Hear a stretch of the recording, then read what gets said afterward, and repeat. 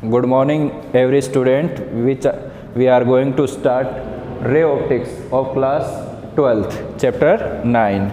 Now we are going to start reflection of light. अपन आज बेटा reflection of light के बारे में पढ़ने जा रहे हैं। देखो सबसे पहले अपन देखेंगे रिफ्लेक्शन ऑफ लाइट किस तरह से होता है। सपोज करो that is a mirror and a light comes from rare medium, जैसे एयर ले लिया अपन ने, कोई दिक्कत नहीं है। जहाँ पे इंसिडेंट हो रही है वहाँ पे अपन को एक नॉर्मल ड्रॉ करना है। ये नॉर्मल के साथ कितना एंगल बन रही है, आई, जिसको अपन क्या बोलते हैं, इंसिडेंट एंगल, करेक्ट है, represented by angle i. And after reflect it goes in same medium and make an angle r with the normal. यानी अपन यहाँ पे क्या देख रहे हैं, इंसिडेंट रे आई अपनी,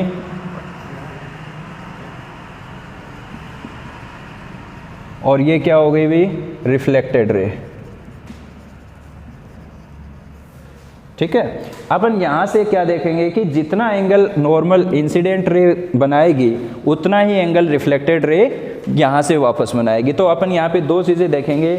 first law angle i equals to angle r, and second law incident ray normal and reflected ray all lie in same plane, all lie in same plane. This phenomena is called reflection of light. अब देखो अपन बात कर रहे हैं, इसके बाद में अपने आता है जैसे स्फेरिकल मिरर है। स्फेरिकल मिरर के अंदर क्या क्या भाग होते हैं, वो दो टाइप का होगा। देखो यहाँ पे तो अपन ने लिया है प्लेन मिरर। प्लेन मिरर के अंदर आप देख रहे हो उसकी फोकल लेंथ क्या यूज करेंगे अपन, इनफाइनाइट।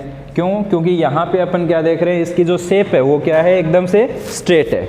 इसके बाद में अपन देखो यदि अपन इसकी शेप क्या ले लें, कर्व्ड शेप में ले लें, तो दो टाइप से अपन उसको मिरर को आइडेंटिफाई कर सकते हैं, एक कॉनकेव और एक कॉन्वेक्स। तो कॉनकेव में क्या आएगा,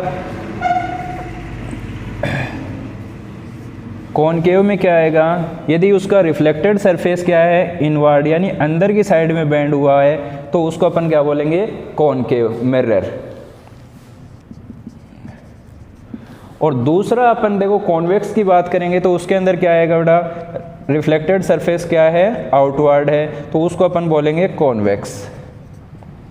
ठीक है, इस बात को आपको विशेष ध्यान में रखना है। अब देखो कॉनकेव और कॉन्वेक्स दोनों मिरर अपन को आइडेंटिफाई करने आने चाहिए। एक तो जैसे अपने स्पून होती है, स्पून के अंदर एक तो होती है उसकी इनवर्ड साइड्स, जैसे मेरा हाथ देख रहे हो ये तो होती है इनवर्ड साइड, इसको अपन बोल सकते हैं कॉनकेव, और आउटर वाली को अपन बोल सकते हैं कॉन्वेक्स। ठीक है, अब देखो इनके अंदर थोड़ा सा साइन कन्वेंशन, इमेज फॉर्मेशन के बारे में थोड़ा सा आपको नॉलेज दे देते हैं, बेसिक नॉलेज।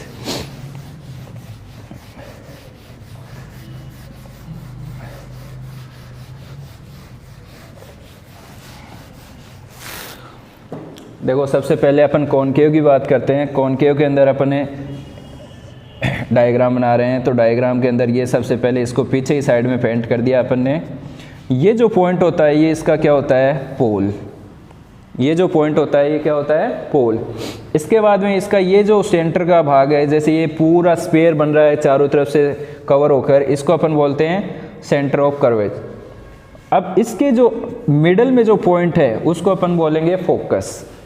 ठीक है, इनके बीच की डिस्टेंस को अपन बोलेंगे फोकल लेंथ, इसके बीच की डिस्टेंस को अपन बोलेंगे radius of curvature. The relation between f and r, r/2, वो अपन इजीली प्रूव भी कर सकते हैं बाई मेक ए ऑब्जेक्ट। देखो किस तरह से ऑब्जेक्ट रखना है, जैसे अपन यहाँ पे कोई भी ऑब्जेक्ट रख दिया, ऑब्जेक्ट रखने के बाद रे आ रही है, इंसिडेंट हो रही है, उसके कुछ रूल्स हैं वो भी आपको थोड़ा से एक्सप्लेन कर देते हैं कि यहाँ पे इंसिडेंट रे आ रही है, वो रिफ्लेक्ट होने के बाद में वो कहाँ से पास होगी भाई, फोकस से, तो एफ से वो पास हो रही है। इसी तरह से अपन यहाँ पे पॉइंट पी के ऊपर रे आ रही है, सेम एंगल बनाएगी, जितना एंगल यहाँ पे बना हुआ है उतना ही एंगल यहाँ पे बनेगा, तो ये एक दूसरे को जहाँ पे इंटरसेक्ट कर रही हैं वहीं पे अपनी क्या बन जाएगी भाई, इमेज बन जाएगी। तो यहाँ से अपन क्या देख रहे हैं कि ये एंगल आई है तो ये भी एंगल आई होगा, एक तरह से आपके सामने दिख रहा है, कोई दिक्कत नहीं। अब देखो इनके बीच में अपन क्या कर रहे हैं, कोई भी एक शेप लेकर अपन इस फॉर्मूले को क्या कर सकते हैं, प्रूव कर सकते हैं। तो प्रूव कैसे करना है वो देखो, यहाँ से अपन एक नॉर्मल ड्रॉ कर रहे हैं, कोई दिक्कत नहीं भाई। अब ये नॉर्मल ड्रॉ करेंगे तो यहाँ पे जितना एंगल होगा, जैसे एंगल थीटा ले लिया तो ये भी एंगल कितना होगा भाई, थीटा होगा। साफ साफ दिख रहा है, कोई दिक्कत नहीं। यहाँ से अपन एक परपेंडिकुलर इंसिडेंट करेंगे, यानी ये जो कर्ड शेप है बिल्कुल इसके पॉइंट P के पास होती है, तो इसको अपन एक परपेंडिकुलर ड्रॉ करके एक राइट एंगल ट्रायंगल अपन इसको इमेजिन कर सकते हैं।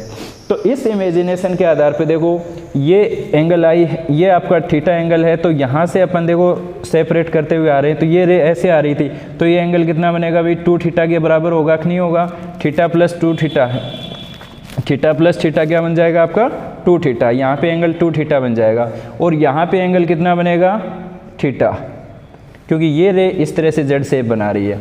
अब यहाँ पे अपन क्या देखेंगे कि ये जो ट्रायंगल बन रहा है, एक छोटे वाला और एक ये वाला, दोनों क्या है, कॉन्ग्रुएंट ट्रायंगल है। तो कॉन्ग्रुएंट ट्रायंगल की जो प्रॉपर्टी अपन यूज़ करेंगे, तो उससे अपन देखो यहाँ से टेन थीटा का जो फॉर्मूला लिख रहे हैं,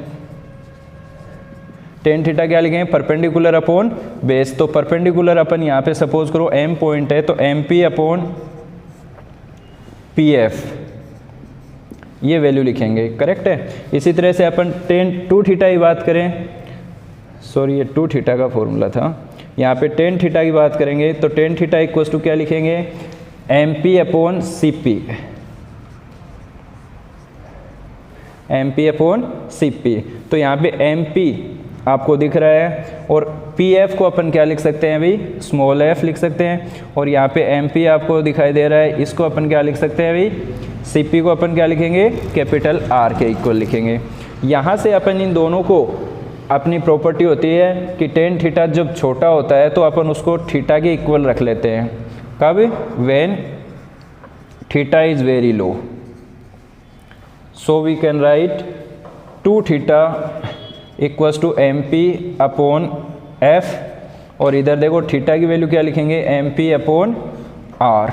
यहाँ से थीटा की वैल्यू इसमें पुट करेंगे तो 2 m p upon r equals to आपके आ जाएगा एम पी अपॉन एफ। तो यहाँ से एम पी दोनों क्या हो जाएंगे, कैंसिल आउट हो जाएंगे, तो अपने पास एफ इक्वल्स टू वैल्यू आ जाएगी भाई r/2। That is the relation between focal length and radius of curvature.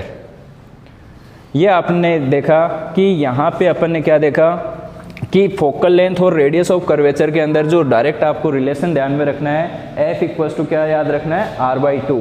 वो किस तरह से होता है वो अपन ने एक्सप्लेन कर लिया।